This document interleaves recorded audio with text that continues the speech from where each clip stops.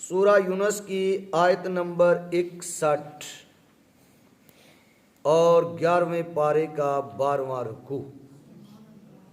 اللہ فرماتا ہے وَمَا تَكُونُ فِي شَأْنٍ وَمَا تَتْلُو مِنْهُ مِنْ قُرْآنٍ، اور تم کسی کام میں ہو، واو کا معنی اور، ما کا معنی کسی، تکون تم ہو، فی شانن کام میں، اور تم کسی کام میں ہو، وما تتلو اور جو تم پڑھو، من ہو اس کی طرف سے، من قرآن کچھ قرآن، اور تم اس کی طرف سے کچھ قرآن پڑھو، ولا تعملون من عمل اور تم لوگ کوئی کام کرو، لفظی ترجمہ تو بنتا ہے اور تم نہیں کوئی کام کرتے، الا مگر تم کرتے ہو، تو میں نے کہہ دیا کہ جو تم کوئی کام کرو، الا کننا علیکم شہودن، ہم تم پر گواہ ہوتے ہیں، ہم تم پر گواہ ہوتے ہیں۔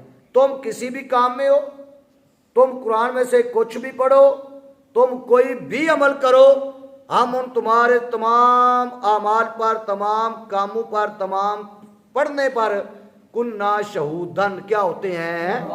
گواہ ہوتے ہیں۔ اب سمجھ آگے جو ایسا بات سمجھ آ رہی ہے؟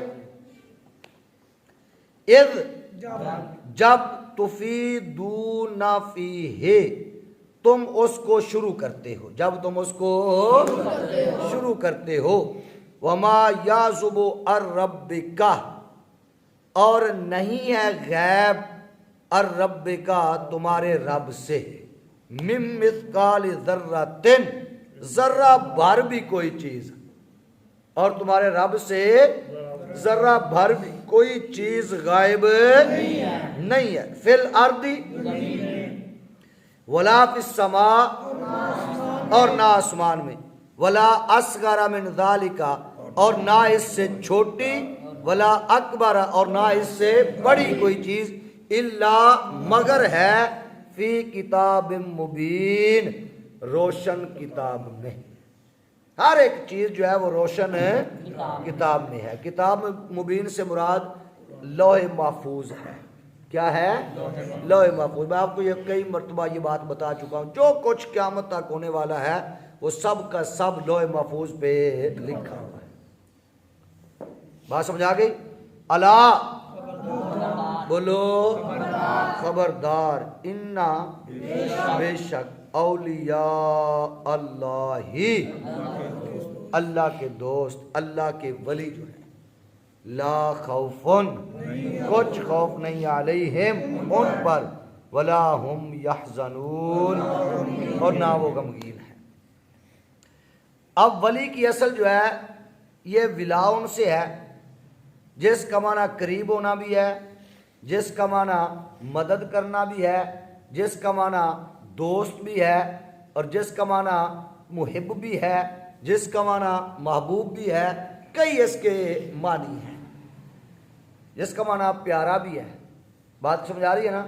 ہاں، تو ولی اللہ وہ ہے جو فرائض سے قرب الہی حاصل کرے اور اطاعت الہی میں مشغول رہے، اور اس کا دل نور جلال الہی کی معرفت میں مستغرق ہو، جب دیکھے دلائل قدرت الہیہ کو دیکھے، اور جب سنے اللہ کی آیات ہی سنے، اور جب بولے تو اپنے رب کی ثنائی کے ساتھ بولے، اور جب حرکت کرے تو اطاعت الہی میں حرکت کرے، جب کوشش کرے اسی امر میں کوشش کرے جو ذریعہ قرب الہی ہو، اللہ کے ذکر سے نہ تھکے، اور چشم دل سے خدا کے سوا غیر کو نہ دیکھے، یہ ہے اللہ والوں کی صفات۔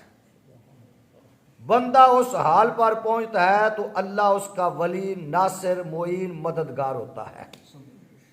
متکلمین کہتے ہیں، متکلمین جو علم العقائد والے ہیں، علم الکلام والے، وہ کہتے ہیں ولی وہ ہے جو اعتقاد صحیح مبنی بر دلیل رکھتا ہو اور اعمال صالحہ شریعت کے مطابق بجا لاتا ہو۔ بھائی سمجھ آ رہا ہے؟ میں ولی کی ڈیفینیشن کر رہا ہوں، ولی کی نہیں، ولی کی۔ ولا اور ہوتا ہے، ولی اور ہوتا ہے۔ ہاں، آج کل اسی سارے ولیاں پیچھے لگے ہیں، بیڑا گرک ہویا پہ جس کے اندر یہ نشانیاں پائی جائے سمجھو وہ ولی ہے، اور جس کے اندر نہ پائی جائے وہ ولی اللہ نہیں ہے۔ اور اعمال صالحہ شریعت کے مطابق بجا لاتا ہو۔ بعض عارفین نے فرمایا کہ ولایت نام ہے قرب الہی اور ہمیشہ اللہ کے ساتھ مشغول رہنے کا۔ جب بندہ اس مقام پر پہنچتا ہے تو اس کو کسی چیز کا خوف نہیں رہتا اور نہ کسی شے کے فوت ہونے کا غم ہوتا ہے۔ سمجھ آ گیا؟ وہ یہ کہتا ہے کہ اللہ نے دیا ہے، اس نے لے لیا ہے، اس کا ہر کام اللہ کی مشیت اللہ کی رضا کے لیے ہوتا ہے۔ اللہ حضرت عبداللہ ابن عباس رضی اللہ تعالی عنہما نے فرمایا کہ ولی وہ ہے جس کو دیکھنے سے اللہ یاد آ جائے۔ یہی حدیث امام طبری میں بھی ہے۔ ابن زید نے کہا کہ ولی وہی ہے جس میں وہ صفت ہو جو اس آیت میں مذکور ہے، الذین آمنوا وکانوا یتقون، یعنی ایمان و تقوی دونوں کا جامع ہو، ایمان بھی رکھتا ہو متقی بھی ہو۔ بعض علماء نے فرمایا کہ ولی وہ ہیں جو خالص اللہ کے لیے محبت کریں، اور بھی بڑی صفات ہیں۔ بات سمجھ آ گئی ہے؟ اب ذرا آگے دیکھیے، گاڑی میری آ گئی ہے، میں نے جانا ہے۔ الا خبردار، انا بے شک اولیاء اللہ، اللہ کے ولی جو ہیں، لا خوف علیہم، ان پر کچھ خوف نہیں، ولا هم یحزنون، اور نہ ان پر غم ہے۔ الذین آمنوا، وہ ایمان لائے، وکانوا یتقون، اور وہ پرہیزگاری کرتے ہیں۔ لہم البشری فی الحیات الدنیا، ان کے لیے خوشخبری ہے دنیا کی زندگی میں، وفی الاخرہ، اور آخرت میں۔ لا تبدیل لکلمات اللہ، اللہ کی باتیں بدل نہیں سکتی۔ ذالک هو الفوز العظیم، یہی بڑی کامیابی ہے۔ بات سمجھ آ گئی؟